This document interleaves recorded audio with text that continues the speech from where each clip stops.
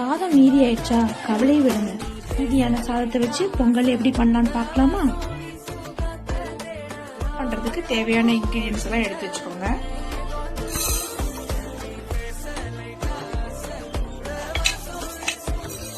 பருப்போட colour change ஆயிடுச்சு. அடுப்பு of பண்ணிட்டு நல்லா கழுவிட்டு வந்துடலாம். பருப்பு கலவை 1 கப் தண்ணி ஊத்துறேன்.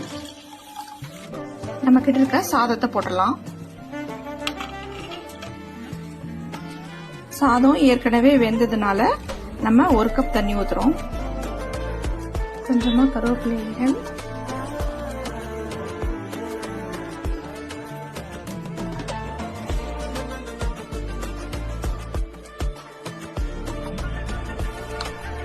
தேங்காய் சட்னி ரெடி ஆயிடுச்சு.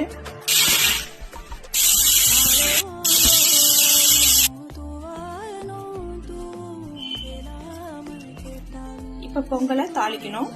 தாளிக்கிறதுக்காக 3 ஸ்பூன் நெய் எடுத்திருக்கேன்.